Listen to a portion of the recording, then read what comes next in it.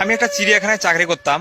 তো চিড়িয়াখানায় বেশ কিছুদিন চাকরি করার পরে চিড়িয়াখানার যে বাঘটা ছিল ওটা মারা যায়। তো মারা যাওয়ার পরে আমার তো আর চাকরি নাই, আমি বাঘটাই আসলে দেখাশোনা করতাম। তো চিড়িয়াখানা কর্তৃপক্ষ বললো, দেখো বাঘটা তো মারা গেছে, তোমাকে তো আর আমাদের লাগতেছে না। তো তোমার জন্য একটা কাজ আছে, তুমি যদি যতদিন পর্যন্ত আমরা নতুন বাঘ না আনতে পারি, তোমাকে একটা বাঘের পোশাক দেওয়া হবে, তুমি বাঘ সেজে থাকবা খাঁচার ভেতর। মানুষ যখন আসবে চিড়িয়াখানায় ততক্ষণ তোমার ডিউটি, মানুষ দেখলে হাউ মাউ করে গর্জন করে উঠবা। তো আমি ভাবলাম যে কি করব, এই অবস্থায় যদি চাকরি ছাড়ে দেয় কি কি খাবো।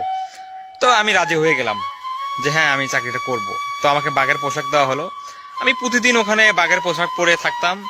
মানুষ যখন আসতো জোরে জোরে গর্জন করতাম, হাউ মাউ করে উঠতাম। তো এইভাবে হাউ মাউ করতে করতে পাশে একটা সিংহের খাঁচা ছিল। তো আমি হাউ মাউ করতে করতে উপরে উঠতে উঠতে হঠাৎ করে সিংহের খাঁচায় পড়ে যাই।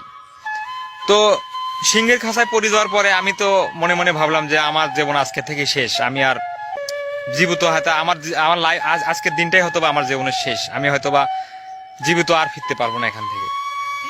সিংহ আমার দিক তাকিয়ে আছে।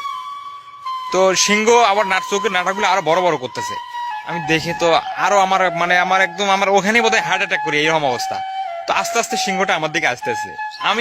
আমি প্রস্তুতি নিয়েই দিচ্ছি যে শেষ, আমি মারা যাব।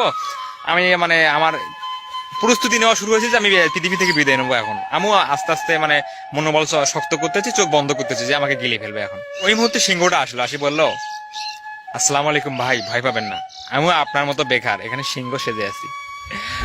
তো এইভাবে আসলে আমাদের বেকার সমস্যার সমাধান হচ্ছে। তো আমি আসলে চিড়িয়াখানায় আরো যত চিড়িয়াখানা আছে আমি বলবো যে চিড়িয়াখানায় প্রাণীগুলোকে আপনারা সরাই ফেলে পোশাক দিয়ে দেন। আমাদের মতো বেকাররা চিড়িয়াখানায় পোশাক পরে তারা এভাবে ডিউটি করে, আমাদের বেকারত্ব কমে যাবে, কর্মসংস্থানও হবে, মানুষও বিনোদন পাবে। আমার আইডিয়াটা কি হলো সবাই একটু কমেন্ট করে জানাবেন।